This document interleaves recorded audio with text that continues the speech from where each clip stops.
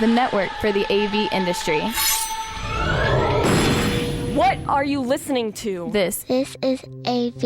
This is AVNation. This is AVNation. AVWeek is produced and distributed through a partnership with AVNation and Rave Publications. For more information, go to ravepubs.com/AVNation. This is AVWeek, episode 32, recorded Friday, March 9th, 2012. Randy gets a pager. Ready. AVWeek. Performing scan. Week. Online. This is AVWeek.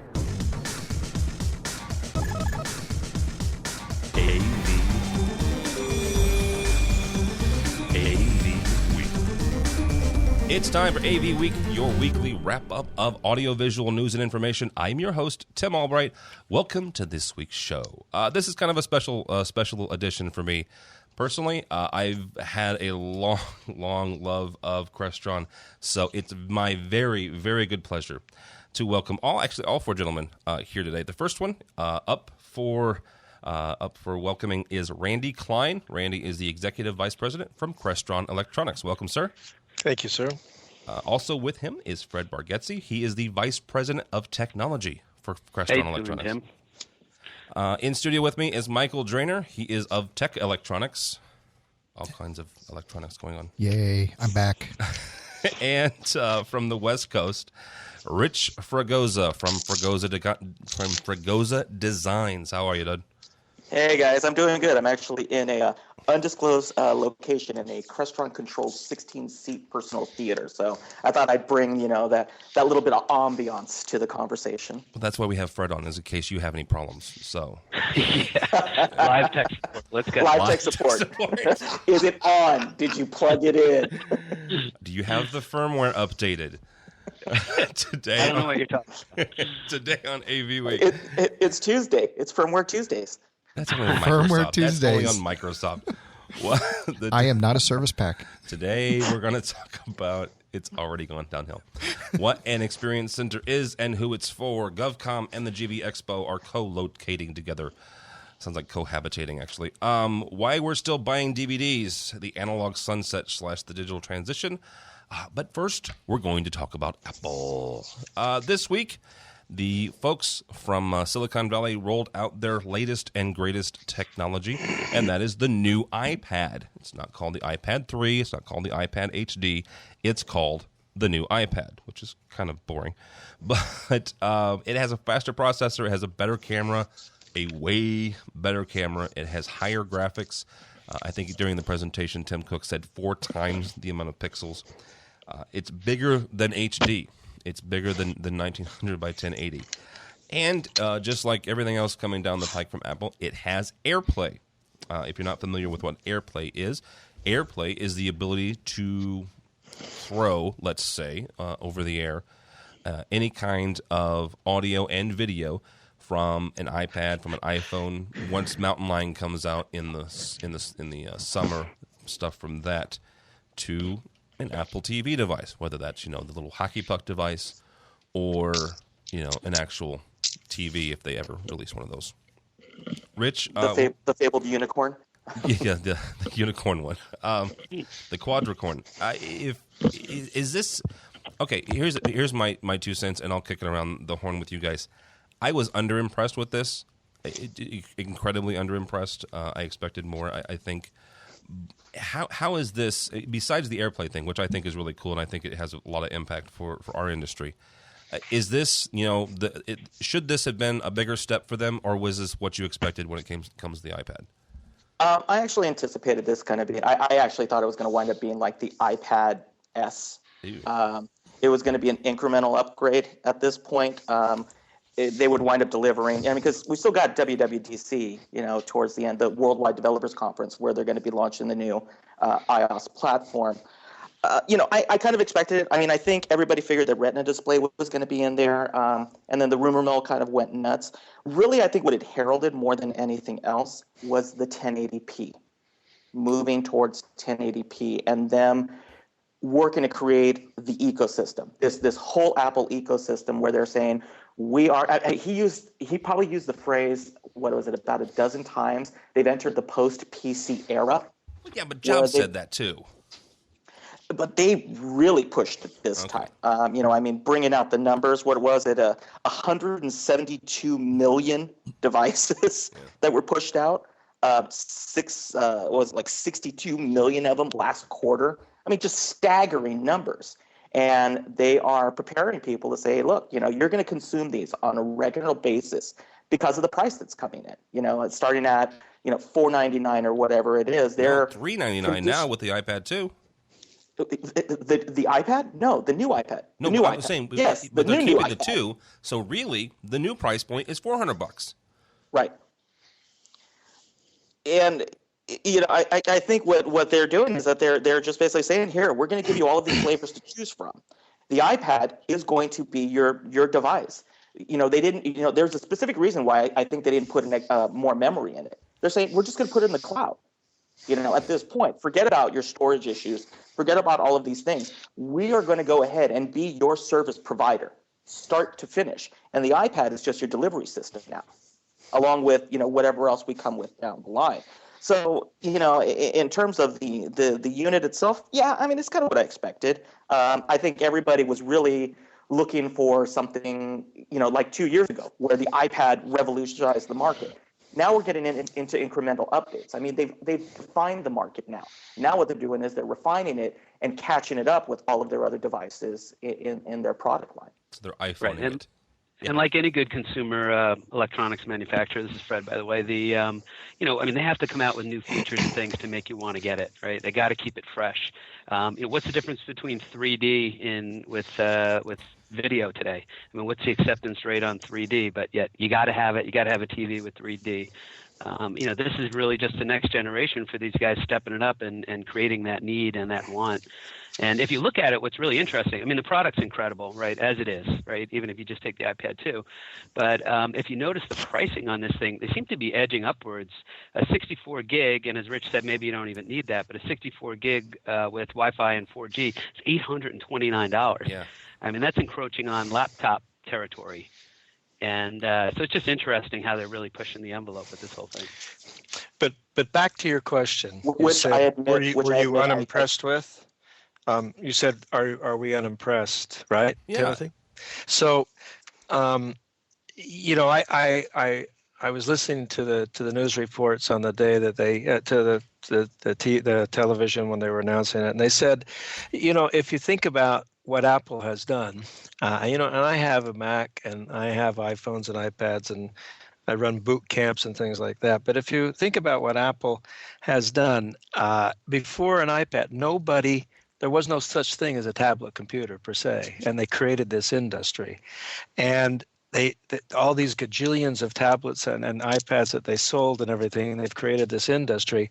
They said, well, how can it outdo itself, right? Because they made such a big impact in such a relatively short period of time, it's hard to top that. And I think, Rich, you said now, that was the big deal. Now they're incremental things. And so, I was unimpressed because I was waiting. I guess I was looking for the iPad 33 instead of 3, something that was really, really cool.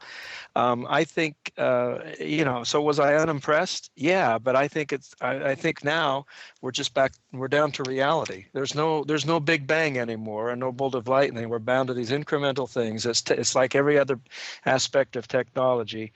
The smartphones get smarter and the iPads get cooler, and they're incremental things, and it'll begin to shape lifestyles and shape cultures and societies as a normal piece of technology.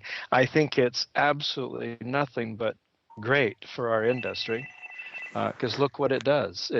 Look at the awareness, and look at all aspects of technology that this device and this aspect of technology brings into everybody's lives, and that does nothing more than raise that awareness to our special little industry through something like this, through this device. Michael, Randy actually brings up a really good point. Maybe that's why I was unimpressed, was because we've hit it. Now, what really stinks? Now, what's next? Well, yeah, but it was 2 years.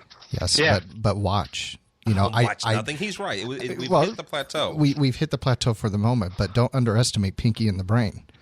It's slow, incremental changes to ruling the world. That's just it. There will be no ruling the world. The world is too big, and there's too many other things going on that not one person can rule the world. We've tried. It doesn't work. We get accused of that all day long. And if there's anybody that I've tried harder than anybody else, and I can tell you it doesn't work. You know what? It's like that joke. I tried to change the world, but they wouldn't give me the source code. You know what? This is one of those times when the rest of the world is wrong and I'm right. Only a man who has a puppet fashioned after him can say that. Oh my! If you don't know what that means, at the last few Infocom Crestron parties, they've brought out a Randy Klein puppet, and I'll just leave it at that. So. Use your imagination. No, don't use your imagination. We'll get to the topic of the Experience Center, but one thing that you can see in the Experience Center is you can have a live performance of that thing. Oh, seriously? That's awesome. Yeah. In all of the Experience Centers, or? No, just this one. This one's special because it has the puppet. It has both of my alter egos, George Feldstein and the puppet. Oh, wow. That's awesome. Well, let's talk about, stay a little on topic here. The whole thing with AirPlay, and now you've got the new iPad. Let's get the at least I should get the name right. The new iPad, AirPlay, and Mountain Lion, all this stuff. What does that do for AV systems? I mean, now you have.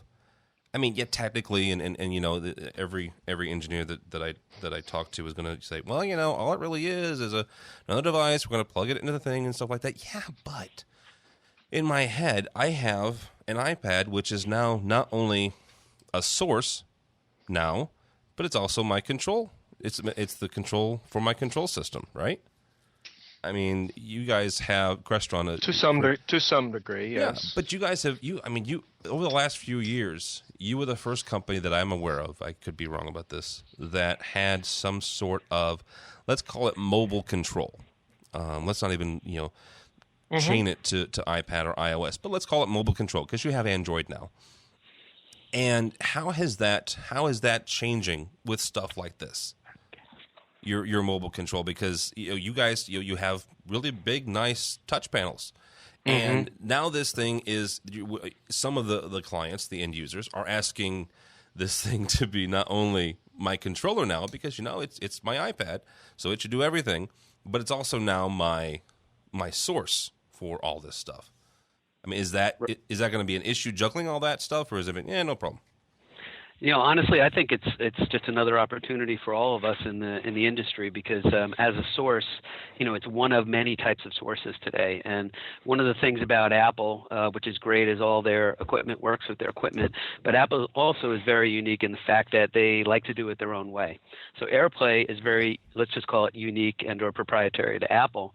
And so as an AV industry person, it is actually just one of the other formats we're going to have to accept. If once everybody standardizes on Apple and AirPlay, then I guess we can just throw away all the traditional methodologies that we use today, and all our world will be connected through wireless. But today I think that we're going to have to accommodate the different types of sources for the variety of users and devices that are out there. So again, I think it's great. I mean, to be able to take my content, put it up on a display, or play my music into my audio distribution system from my iPad, that's phenomenal.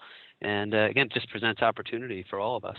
Yeah, it also helps manage those nasty HDCP things. So. Mm-hmm.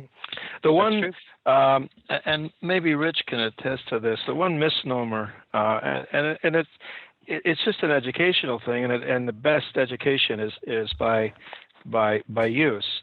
Is that I say the iPad. People say, "Oh, are you worried about the iPad? It's going to take away your business, and it's going to do this." The iPad has done nothing but and Android devices. So that mobile type of thing, it's not just for mobile. That has had nothing but positive impact on our business. It raises awareness. Number one, it adds an additional It's a controller for a control system, right? The thing where we have to educate people is it's not a replacement controller, because it does serve a purpose, but it doesn't. It on a practical, usable basis, it will not replace these special purpose devices that we build. And that's for anybody, not just Crestron. I mean, it has its place. You know, look, I use it every night by myself. I have an iPad. I have a little remote control. I'm watching TV. I have my iPad. I'm laying in bed. I'm doing emails. I'm turning off my lights around the house and everything. I don't want to do that with that little handheld remote. But when what I don't want to do with my iPad is quickly change the channel and raise and lower the volume because something happened or whatever, because I'm doing email. Now I've got to push this button, slide this switch, do this thing. You know, there is a place for both. Good thoughts. All right. This also kind of goes into a little bit more of internet-based stuff. There's an article on CNET that asks the question, kind of tongue-in-cheek, but not really. Is it time for us to stop buying DVDs? And we'll put a link to this on the show notes. But the picture they show is of one of my favorite characters, Homer Simpson, walking past a landfill filled with laser discs, and there's a sign that says "Reserved for DVDs." I like that. Yeah. Well, here's the thing, guys. Right. We've got. I mean, a couple years ago, love him or hate him, Reed Hastings, when he was sane, said that by 2020 they expected not to be out of the DVD business, which is maybe where he was going with Quickster. I'm not sure. But we do have Netflix. We do have Hulu. We do have, iTunes and Amazon streaming. We also have content management systems and content delivery systems like iTunes and Amazon, where I can buy it, I can put it on a server, whether it's Crestron's or Kaleidoscope's or my own, or a Windows-based media server. So, Michael, are we to the point where we stop buying, DVDs, or I stop, joining the DVD of the month club type thing? Not yet. So when? Well, the issue that I've got with this is that the bandwidth is not available yet to have what I want, when I want it, where I want it. And once we get to that point, then I'll say, yes, put your DVDs in the landfill. Actually, I would say recycle them and take part in the green initiatives, but that's a whole other story. So at this stage of the game, I say, no, keep your DVDs. I still buy DVDs to this day. I've got a lot of content sitting on my home media server. I do use iTunes and Netflix to watch certain content, but things that I want that I want to be able to see when I want to see it. I've got my Back to the Future. I've got the Goonies. I've got, some of those classic movies that, you just want to take them in the car with you on a trip, or you want to throw it up on your iPad and watch it. So you have the ability to do that without necessarily being connected to make that happen. So until we've got the bandwidth and the full connectivity to handle that type of throughput, I don't think we're there. Well, and I would say that to back you up on this whole thing, I agree. And honestly, I wouldn't have agreed probably 6 or 8 months ago, and I'll tell you why. I've been a big Vudu fan for a long time. They probably have some of the freshest content out there, really commensurate with iTunes.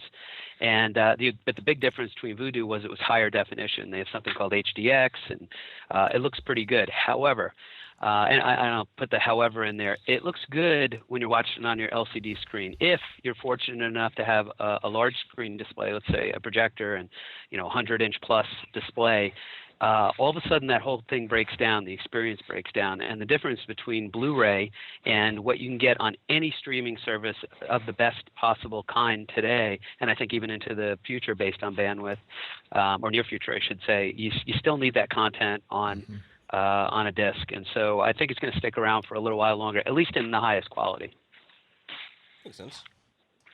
One of the things to consider, because again, being in residential, this is something that I spend a lot of time thinking about and trying to design around. More than, is DVD going away? I mean, really what this heralds to me is that, Apple is throwing the gauntlet down.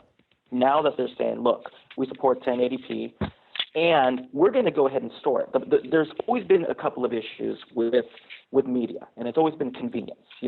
Originally when we had DVDs, And if you had more than 10 of them, what did you do? Well, first they came out with a 5 DVD changer. Then they came out with a 100 DVD changer, and then so on and so forth. There was companies like Eschen and other controllers who, created ways to manage large libraries. Then we said, okay, well, there's got to be a better way to access it. And then there's companies like Kaleidoscape who come out and say, we're going to, store this digitally, instant access, and distribute it for you. But it's going to be prohibitively expensive because you've got hard drive and storage capacity issues to deal with. And then you add Blu-ray to it. Now you've got 10 times the amount of storage that you need. Apple turned around and just said, yeah, don't worry about it. If you bought it once, whatever device you have it on, yeah, we'll send it to you. We'll hold on to it for you. And is it going to cause the physical media market to disappear next year or in the 2 years? No, it's not. But I feel that it's going to wind up, just like Fred was saying, is that if you have a performance system, it's going to go almost the way of vinyl, where there are people who are aficionados.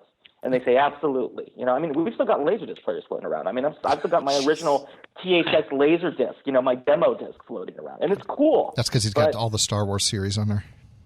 Han shot first. There you go.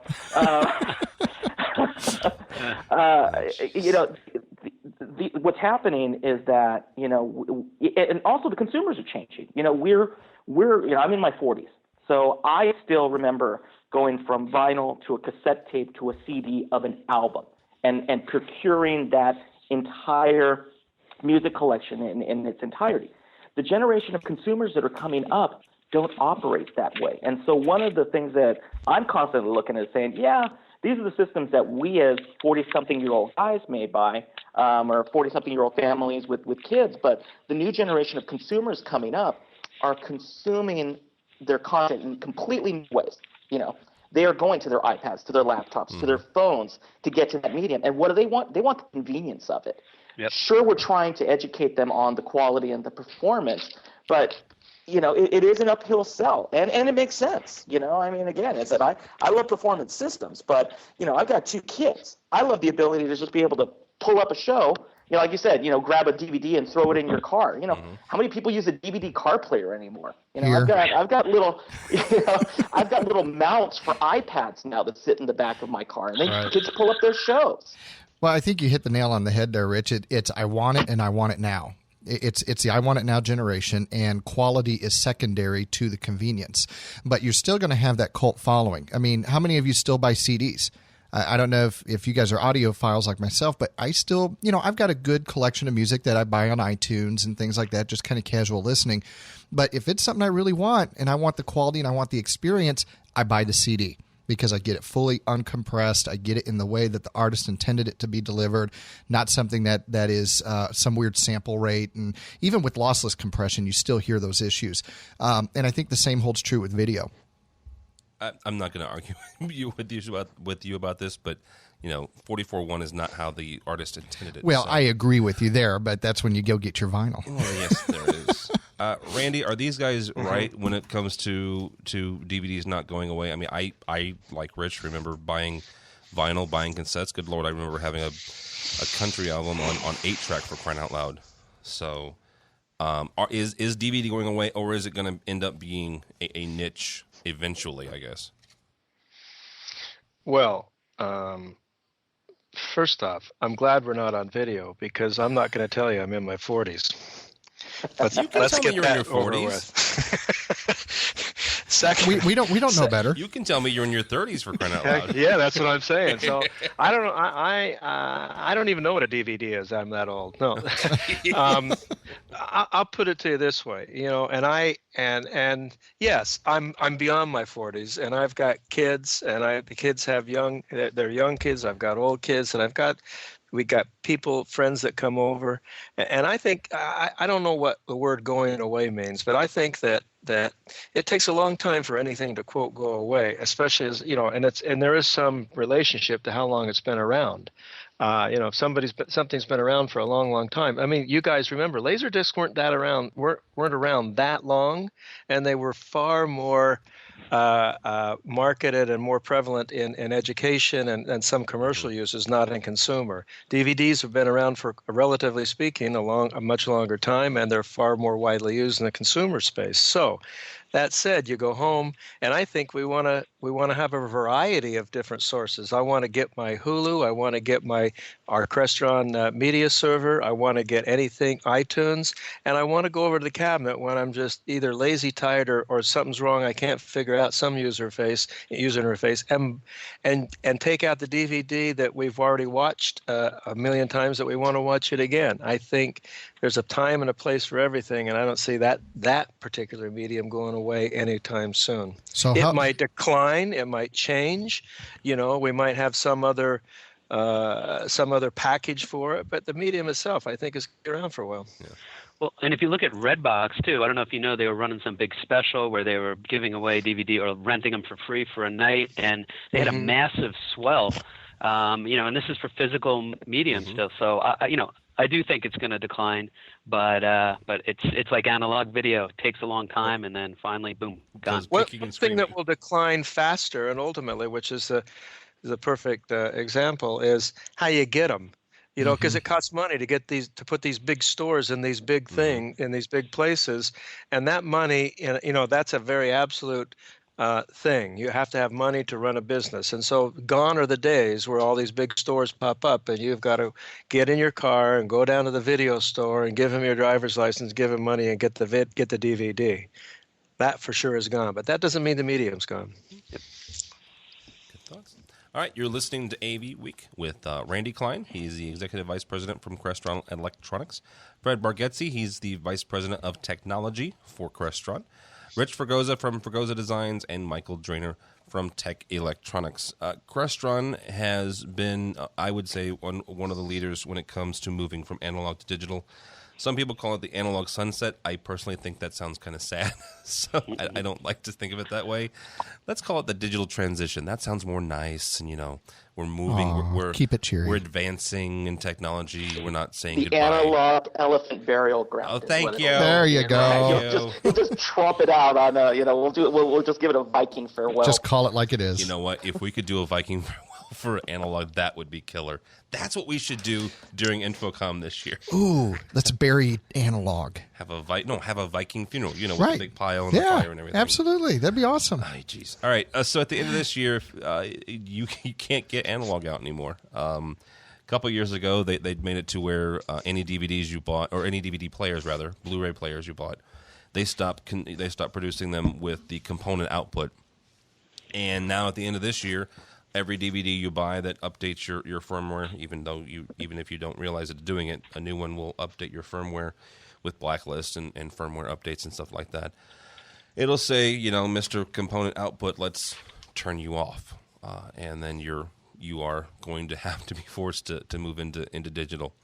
In addition to that, about a year or so ago, Intel and a couple other computer manufacturers and people got together and said, yeah, that whole VGA output on your computer, we don't like it very much. It costs us money. It's hard to, it's getting more difficult to control and maintain. So we're going to do away with it.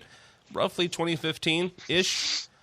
So guess what, folks? In about a year and a half, 2 years, we're going to be digital. It's the transition. Randy, we'll start with you on this one because you guys have the link. Have a very nice checklist. I put in the show notes. It's a white paper, but it's really a checklist of what you need to know for the next year or so. How did you guys come up with that, and kind of go over it with me on what people need to know to go from analog to digital?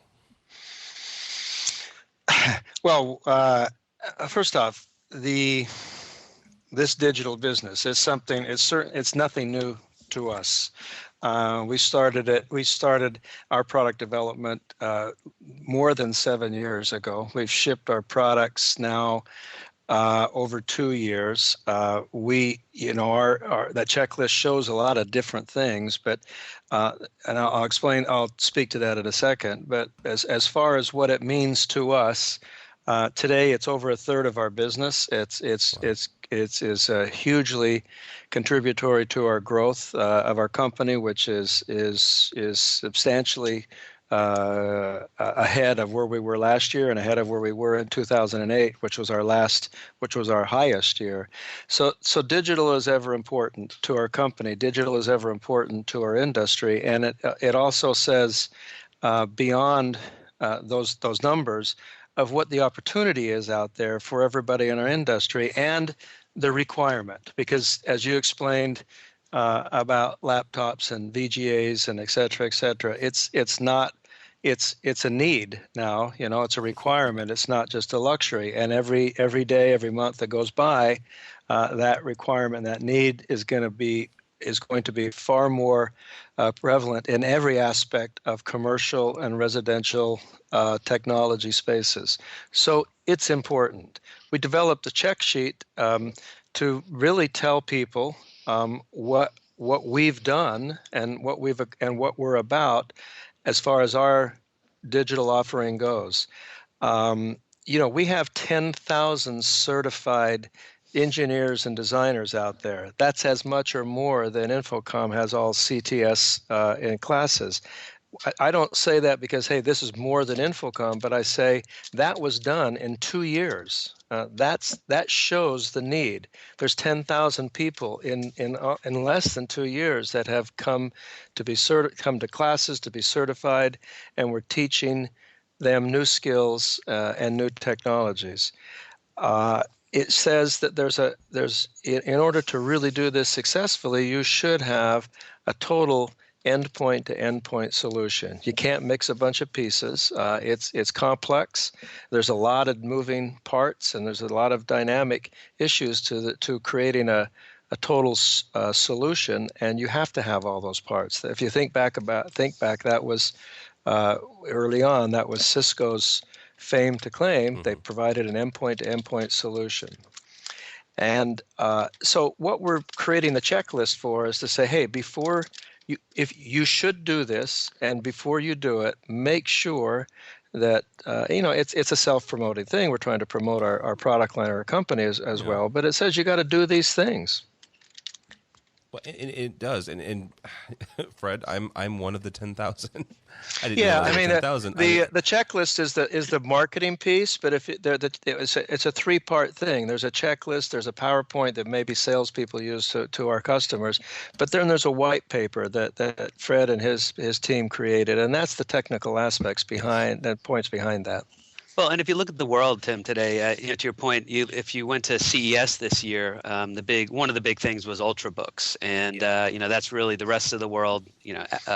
With respect to Apple, the rest of the world's answer to the the slim laptop. And like you said, there's no VGA ports in sight anymore. And the funny thing to me is that when we talk to people in the industry, and a lot of people are fighting it, again here, it's like the iPad, right? I see opportunity. Why wouldn't you want to go out and upgrade your customers to digital technology to accommodate whatever their needs are going to be? Why wouldn't you let them take advantage of all the great new high definition video and be able to take care of all this content protection and all these other bad and nasty things that go along with it? But why wouldn't you want to do that? I mean, my gosh, the opportunity is just amazing. Well, and the ironic part of that is the fact that in a weird way, Apple has kind of pushed this whole digital thing. I mean, they were one of the first ones to say, we don't do that VGA thing anymore, And one of the first Apple TVs that came out, they didn't have any sort of analog output. It had an HDMI connector on it. If you wanted to plug it into an old style, CRT, you're out of luck. Absolutely. Mm-hmm. Rich, is this? I mean, you deal a lot with commercial and stuff, or with residential and stuff. Yeah. I mean, how much of this is guys who are trying to hook up their Blu-ray players to 5 different displays versus trying to just make everything work? I want my let's say they still have VHS tapes, so they're trying to make all this stuff work still, and still transition to the digital world.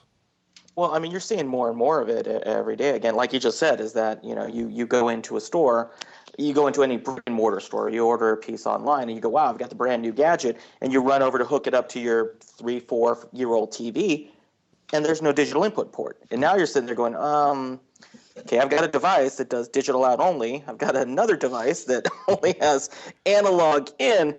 I'm stuck between a rock and a hard place, and we're seeing that more and more. And what winds up being the solution is you tell them, get a new TV or change this or spend more money. Yeah, or real quickly, if your television is 3 or 4 years old, you only have one digital input. Well, and on top of it, these are like $99 devices. So you've got the marketing segment that's saying it's only $99. Or I think I found a Blu-ray player the other day. It was $88. There's a Roku that's $50. Yeah. And they're touting that these are fantastic and they're inexpensive and you can all you want content, and next thing you know, like I said, the regular consumer comes up and tries to plug it in and there's no Gazinta that plugs into the Gazauta at that point. And so now what happens is that you've either got these converter pieces, or you have to then step back in and educate the client with, like Randy was saying, a point-to-point end solution driven system. And that's really what we're dealing with, is that we're in that tweener stage of the entire ecosystem switching over. And now it's even worse because they can do it over the internet. We are at times, we're not even plugging in Blu-ray players into analog systems. For what you just said, is they're sending out over a firmware update. You get the nice little box firmware update, load it in. Next thing you know, they've got a black image because they shut down the analog outputs on the device that they just bought. And next thing you know, it's like, well, good luck on getting that 480i image out of your DVD player or your Blu-ray player. It looks awesome. Aren't you glad you used this time? Yeah. I'm going to ask something just asinine. How many people do you think are going to keep watching the 480i and go, this is great, this is awesome HD? I think you'd be surprised how many people think that they're getting HD, and then you walk into your house and you notice that it was never set up. Sadly, I wouldn't be surprised, but go ahead. It's true, and all of a sudden you flip a button and you become the savior because you've turned on what they always had there. We're in the industry. So we tend to take a lot of these things for granted. I know a lot about AV. I don't know a lot about cars necessarily. So when somebody does something to my car that to them is, kind of basic knowledge, I thought that they brought down, the tablets from Sinai to show me. It's like, oh my God, this is the truth. I've seen it now. And so, it becomes that education that we were talking about with. I think the checklist is great. And especially with these systems that are starting to be built from here on out. I mean, you've got even the AV receivers are starting to do some up conversion, hopefully. But it's, we're basically telling people, everything that you owned within the last 3 or 4 years, go ahead and throw it away and buy the new stuff, no problem at all. And last I checked, there's a couple of things in the news that we read about called the economy, and we're kind of rah-rahing saying, hey, spend stuff, buy stuff, new, better, expensive. And at the same point, you also have to look at people to sign checks over to you and say, yes, I believe you. I do want to buy things. So, it really is a matter of there's the high end, there's residential, and there's people who are fortunate enough to purchase luxury goods, like a digital point-to-point solution.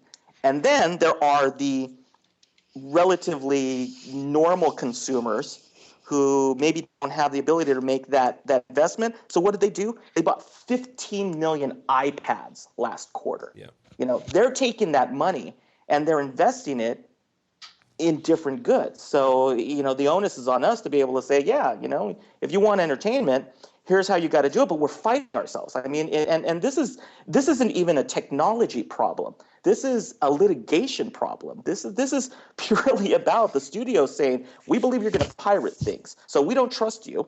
So we're going to make this extremely difficult based upon the lawyers that we've brought in to put this in and basically grab you by the throat and say, you're going to do it this way. Yeah, we know you bought that last year, but it doesn't work anymore. Yeah, but not to be too much of an Apple fanboy, because I'm nowhere near that. They've kind of, I'm not going to say circumvented because they didn't, the studio industry, but with this whole AirPlay and throwing it onto the Apple TV device, they've said, you know what? I don't care if it's a freaking HDMI connector or whatever you want to do. If you have it on your device, I can get it on your TV. No sweat. Well, I agree, and that's why they're basically saying, hey, instead of a point-to-point solution, buy 5 Apple TVs for $500, hook them up to each of your televisions, and call it a day. I mean, that's really what we're dealing with. Or buy the Apple TV that's coming out this fall. So the whole world's going to be Apple. It will be. See, Randy, you should have worked for Steve Jobs. Then you could control the world. I think there's a lot more world to control still. There probably is. We want our little piece. We want our little. We have our little world, and we've got a lot more road to go. This comes from, it comes from 60 Minutes by way of CNET. They did a profile on the computer virus Stuxnet. And Stuxnet actually came out a couple years ago from the first people to say, hey, there's a problem over here was the Iranian government when some of their infrastructure facilities started shutting down because of this thing. And there's rumors and there's innuendo about whether or not the U.S. government created this sucker or the Israeli government created it or who. I don't know who created it. Don't really care. I'm not a virus guy. Can you call tech support when your nuclear reactor needs to be rebooted? Apparently Langley. Did you? What kind of check should you have? Did you plug it in? Did you reboot the reactor? Okay, what firmware do you have on your reactor? All right, so yeah. Well, here's the thing. Besides all Let me redirect your call to Homer Simpson. Please hold. Yeah. If anybody takes us seriously, I hope not. Nobody has so far. So, but Stuxnet does. It's an issue, or it has been an issue, for what could be defined as closed systems, as opposed to, the viruses of the 80s and 90s that were named. There was the love virus, and there was a couple named after celebrities and stuff like that. This one does not really attack the network at large or the internet at large.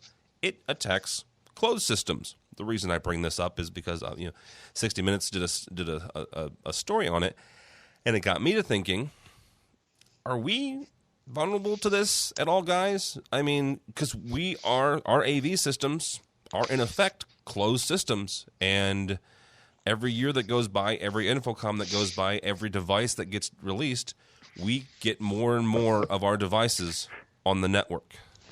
So, Fred, I guess we'll start with you. Are we at risk, not just Crestron in general, but specifically, but just the industry? Are our closed systems at risk of this thing or something else? Well, I think, if we look at ourselves as an industry and you use the example of what happened with the nuclear reactor, I mean, I think if something like this does take place and take hold, there's a lot of other things that are going to be way more important before it gets to us. So I think we're going to have a lot of other issues before we say, holy crap, the AV system is down. What I will say you've is... never met my boss, have you? Well, yes, no. Right, or of course it'll be Super Bowl Sunday or whatever it might be, and okay, then maybe it's greater than a nuclear disaster. But the plain and simple fact about viruses, they have to know a little bit of something about the system, and if they're not attacking the network and they're going for the system themselves, and so they have to be written for different platforms to know where the vulnerabilities are, and it does become more difficult. When you write a virus for Windows, I mean, man, in one shot you can hit a significant amount of users around the world. I think a lot of these things would have to be targeted towards either a particular manufacturer or low-level operating system, and then there are different ways for embedded systems that you can lock these things down. So it's a much tougher task.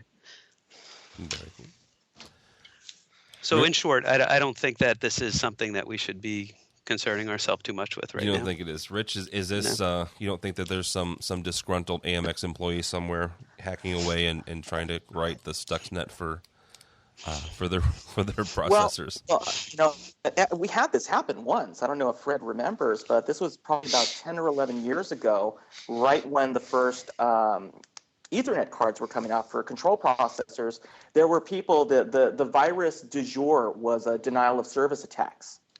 And they were coming over the HTTP port 80.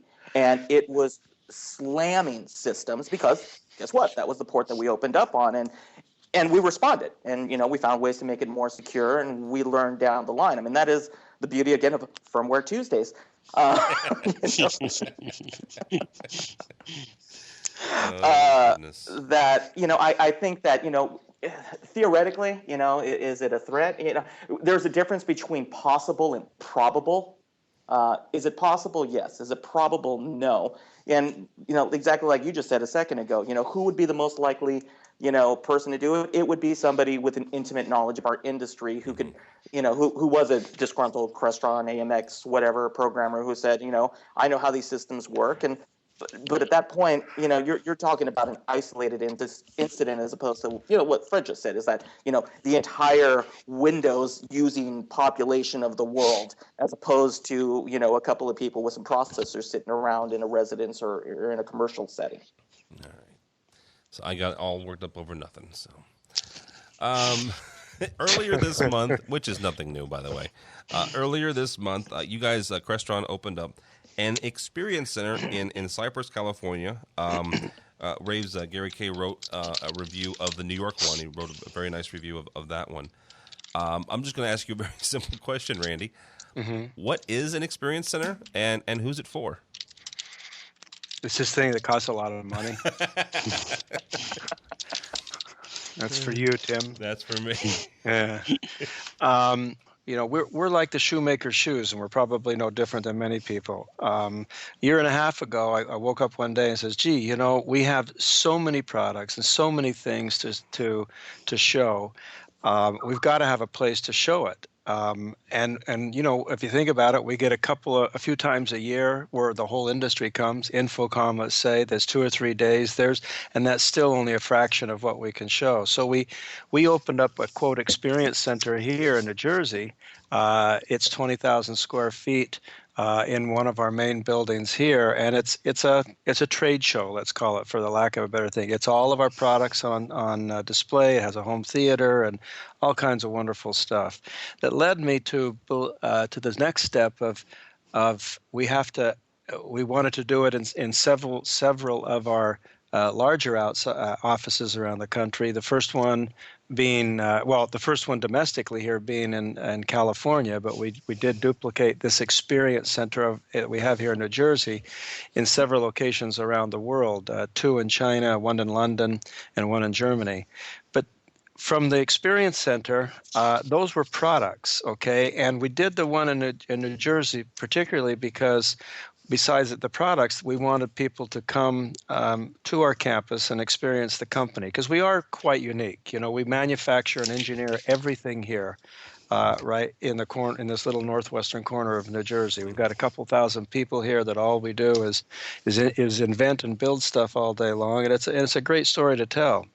But from that grew experience centers, grew showrooms, and those are the ones that we started opening up, and they're more for solutions and applications, whether it's for business applications or lifestyle applications, showrooms around the world, around the country. The first one opened up in Manhattan back in October.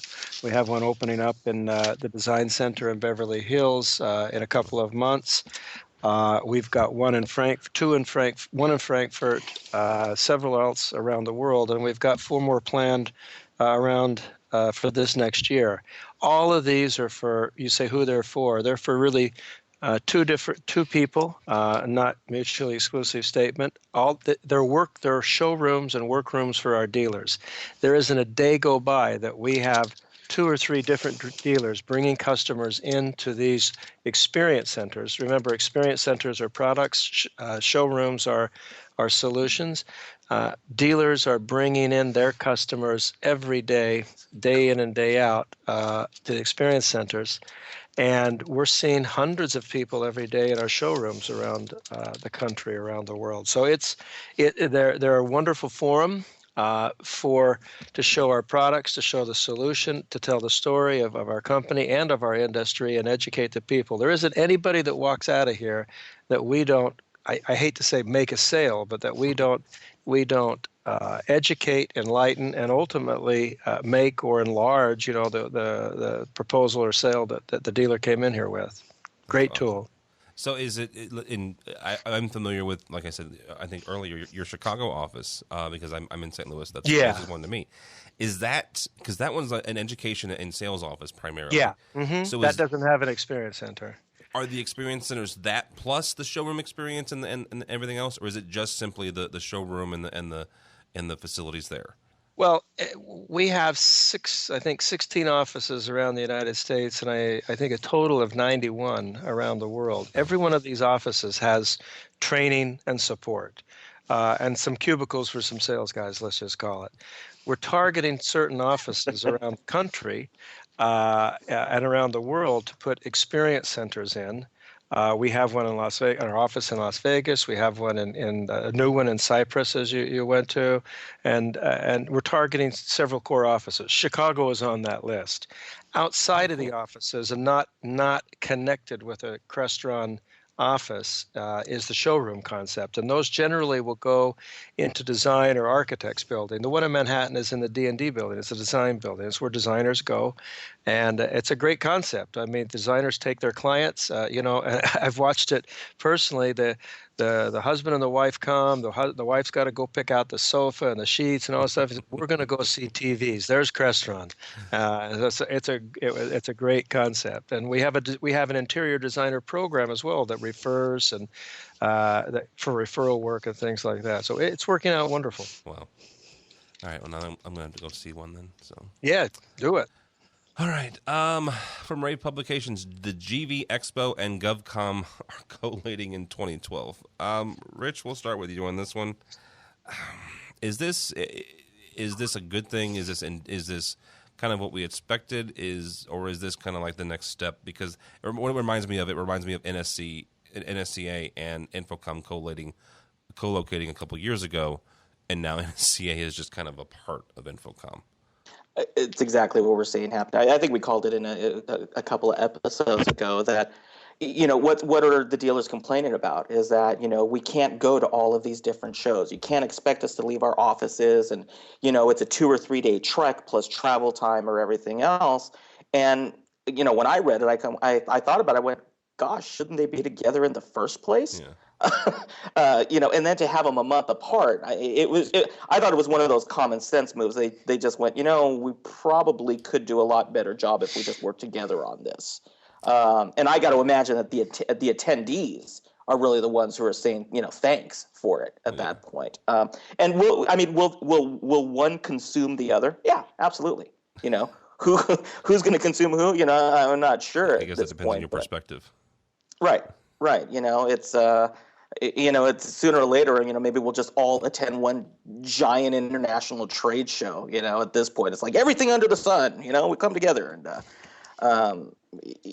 so in government. I mean, I'm not too familiar. I mean, who I'd really like to get her opinion would be Avi Dawn's opinion on this one. I think she would probably give us some much better insight on it. So from somebody on the outside looking in, I thought of it as a no-brainer that if I was, having to service that side of the industry, I would want to get everybody together in one location as much as possible. And Randy, you guys do. I mean, I can't imagine the bill for Infocom to start with. Me neither. I can't imagine it either. We're not going to get now that you guys are building experience centers, we're not going to get like a press release next year. Oh, we're not. We're not. Are we? A press release on what? That you mean? Yes. What I think you're saying? Yes. Too? I'll say it. You're not gonna bow out of freaking Infocom next year, are you? I can't even tell you if I'm going to make it home for lunch for dinner tonight. But I'll tell you. Look, I'll tell you this. I can't speak to what other companies have done. We certainly don't have any plans for that. I look at it this way, and I'm not speaking just along that subject. I'm not speaking on behalf of them or us or trying to tell Infocom what they want to hear or anything. But I'll make it very simple that. There's an industry trade show, okay? And it's a trade show where our industry, whether there's 20,000, 30,000 or whatever, those amount of people go to that show. They go there to see new technologies. They go there to get trained. They go there to network with their peers and friends. And us as an exhibitor and a manufacturer, I don't see a compelling reason. I mean, yes, it's expensive, but I don't see a compelling reason to not take advantage of that once a year event. If reasons come, maybe the other companies had the reasons. I don't have those reasons today, but if reasons come, then I'll make that decision then. But I don't have those plans today. No. Well, and let's talk about. Go ahead. You better Rich. tell your caterer to order a couple more pigs in a blanket for your party now, because you're going to have a whole lot more people. No. That's the one thing about the Crestron party is that was like the ticket to get, and it was interesting. Sometimes you didn't get it, so. But he's right. More pigs in a blanket. Yeah, more pigs in a blanket. I'm going to Costco tonight. I'll stop. Here, have some fruit snacks and some goldfish. Thanks for coming. Yes, here's some Cheese Whiz and pigs in a blanket. So now what was the question? I don't remember. I really don't. Trade shows. About the trade shows. Yeah, just in general. I mean, because we asked this question last week when a couple of weeks ago when ISE topped 40,000. I mean, they cranked out more and had more people at their show, and it's in Amsterdam and it's Europe and the Middle East type thing. And but are we getting to the point where maybe we need to? This is going to be blasphemous, but consolidate Infocom and Cedia, or are we still okay? When it comes to the economics of trade shows, where doing 2 or 3 of these a year is expensive. Don't get me wrong, but it's worth the investment. Well, first off, I think you're looking at it all wrong. Okay. You're looking at combining Cedia and Infocom from a financial perspective. Why don't you look at a trade show on combining or whatever other word you want to use, for what purpose does it serve, and what mission statement or objective do you have? Combining Cedia and Infocom does nothing for anybody's business other than maybe Infocom's and Cedia's. Maybe Infocom, for an example, needs to do something. Trade shows, from our perspective, we need to see end users instead of in addition to dealers. But trade shows, our pitch, my speech, shall we say? I'm on my way to Australia tomorrow. We have our annual dealer event there. There's 200 or 300 people that come there for 2 or 3 days, and my main speech, shall we say, to them is I'm trying to get out. We as an industry need to get out of the AV business. We need to get in the technology business, and technology is everything in this room and in this building. I didn't say the building management system business. I said the technology business. Okay, and that's what our whole company philosophy is about. Is there's no more AV, there's no more lighting, there's no more whatever all this junk, all the silo stuff you want to talk about. It's technology, and combining Cedia and Infocom is just, some more switchers and some more control systems and some more junk that goes into a living room and goes into a boardroom. How about combining everything in all aspects of technology that goes enterprise platform wide and get out of the interface business and into the boardroom business and into the building and the management and the monitoring business and the total building business. And again, not from a Johnson Controls or Siemens standpoint, but from our industry and what we do. That's taking over the world. Wow. And that's not anything to do with combining 2 trade shows so we can save some money, or the economics justify it, or the associations are trying to kill each other. It's what is the objective of a trade show? Why don't we take the trade show and educate the people on what the future of our industry is, and not just combine a home theater and a boardroom? That's awesome. Because then we'd have to feed them pigs in a blanket too. Well, no. But he's got a point, though. I totally agree. I'm with it. All right, but I speak. We had an event. We had the same in Australia. We had the same event in India, where we call it. I don't know what the heck they call it, but we had 700 people come to our Indian event just a month ago. In fact, it was so big that they had to reschedule Infocom Indy or something around that because we had all these people. Mm-hmm. And I sat there for 2 or 3 hours and delivered this presentation, shall we say. And guess what? They get it. They do buildings. Their technology, they get it tremendously. our industry has to get it, and we got to get out of the. I got to combine the trade shows so I can do these things. Where is our industry headed? You don't want to get me started on this subject, but go ahead. we want to talk about green, and we want to talk about energy management, and we want to talk about all this stuff. We as an industry, Crestron does. But where in our industry do we embrace simple things like high voltage and architectural dimming and power controls and things like nothing? We don't. How can we talk about light bulbs and saving energy when we don't talk about how to put light bulbs in? And enterprise-wide solutions.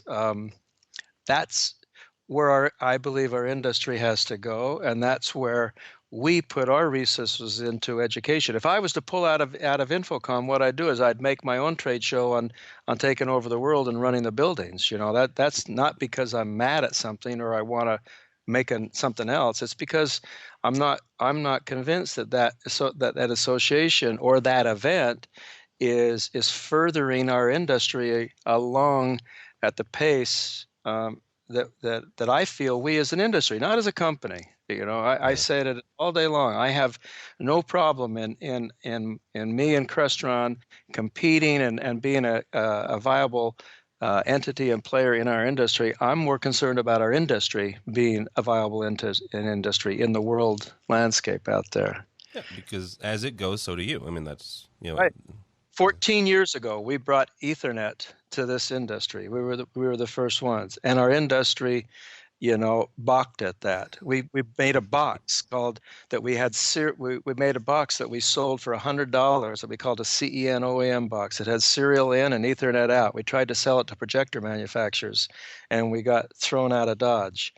The rest is history, But my only problem is we're there today again, and we don't have 14 years. Yeah.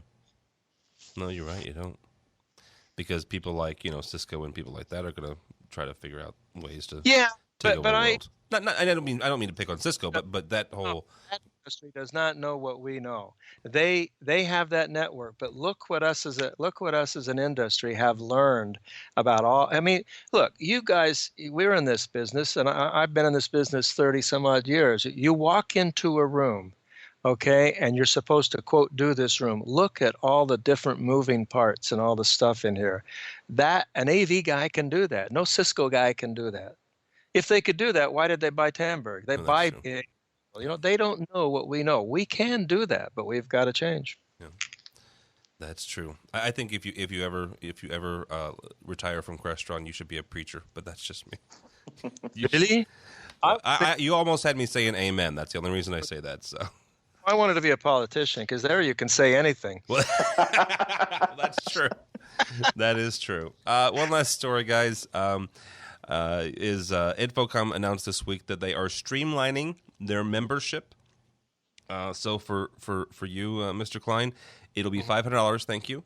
And for you, Mr. Fregosa, if it's just you, it'll be $150. Thank you. And what it is, huh? I honestly didn't know that till I read this. Yeah. And the other thing is, they're taking away your EduBucks, and I say that kind of tongue in cheek. They are, and they're not, and if you have them, you have until the end of the year to use them. Mm-hmm. But they're also, if you remember, which I am, and a lot of people are, and Crestron is a corporate member, and it gives you free training now. So the things that did cost you your quote unquote EduBucks, they're offering for free to members, and also the studies and the information and everything else that goes with being an Infocom member. Rich, is this something that they had to do? Apparently, according to the press release that they said that they had complaints about the different tiers and stuff like that. So now it's just two. Either you're a business or you're an individual. So did they have to do this? Yeah. Again, I think that organizations across the board, they're losing membership, and they're trying to find ways to retain the membership. Again, it comes down to the financial elements for companies who have, you're dealing with the companies who have survived the economic turndown, who are now working their way back up, who are saying, look, we need to be fiscally responsible for every dollar that we put out. and we need to be able to justify every dollar that pulls out. And so what's happening is that they're, in the same way that a consumer says, look, I've got less money to spend, so I need to get value for my dollars. And I'm going to go to each of my vendors and say, where can I get the value? Dealers, I think, are doing the same thing. They're going to each of their organizations and saying, if we truly are going to thrive as an organization, we need to work together, as opposed to someplace where I just give you money. I don't really know why I'm giving you money, but I do.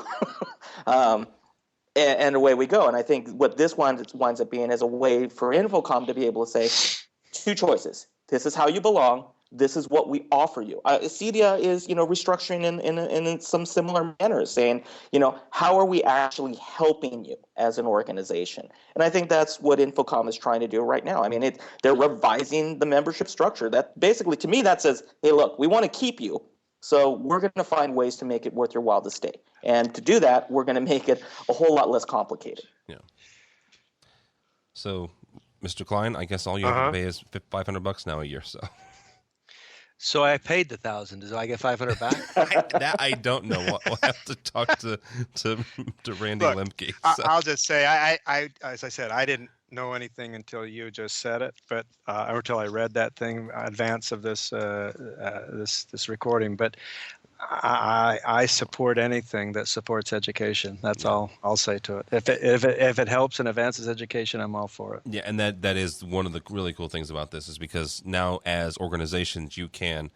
The one thing that they did say was that sometimes the management of the EduBucks was weird, and they didn't know who was in charge of it. Now all you have to do is, what, I'm an employee of Crestron. I do my login and password, and I go and take the class online. So yeah, that's typical example if we try to get too cute. Sign up, come to school. You don't have to get coupons and rub your stomach 3 times and everything. Just go to work. All right. Well, gentlemen, that's all I have. Unless you guys have anything else. No. Anything? All right. I'm just really glad that we had these fellows on. This was, again, thank you, Mr. Albright, for bringing in these assembled powerhouses that be. It's pretty cool. I'll tell you what, this has been fun. Thanks for calling me that, because in a couple hours when I go home, I'm certainly not recognized as that. None of us are. None of us are.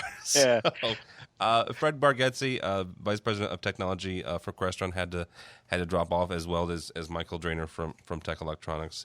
But thank both of them. Mr. Klein, Randy, thank you so much. I really, really appreciate it. This has been a lot of fun. Randy Klein, from the Executive Vice President for Crestron Electronics. And you can find, do you have a Twitter? Do you Twitter? Do you tweet? Me? Yeah. No. Okay. And the marketing people have been begging me to do it, and I just I'm what the problem is? I think if I do it, then that means I'm going to have to keep doing it. No, it doesn't. Doesn't? It's like blogging. You could start a blog and just drop it. I mean, they're begging me to do it, so I'm going to get on. I'm going to get into the 90s one of these quick days. The 90s. Yeah. Get yourself an alphanumeric. We're going to get him a pager. Yeah. All right. I got one, but the batteries wore out, and I don't know what to do with it. I've got some AAAs over here. I'll lend you. That's our title, AVNation. Randy gets a pager. Randy gets a pager. Yeah. Great. All right. The yellow gentleman that's left there is Mr. Rich Fregosa. He is from fregosadesign.com. Fregosadesign.com. He does tweet, and quite a bit actually, from the lush mansions that he programs and puts in. His is R Fregosa. Is Correct. That right? Okay. Yep. At R Fregosa. All right. Thank you guys very much. I've been the host, Tim Albright. You can, if you'd like, follow my tweets, as sparse as they are. That's the reason I know you can start and stop Randy. I don't do it very often. It's at TD Albright, Tim David Albright. But more importantly for me and for everybody here at AVNation, check out the website. If you found this podcast either through iTunes or through the website, check us out there. It's ravepubs.com/AVNation. ravepubs.com/AVNation. It's all the time we have for AV Week.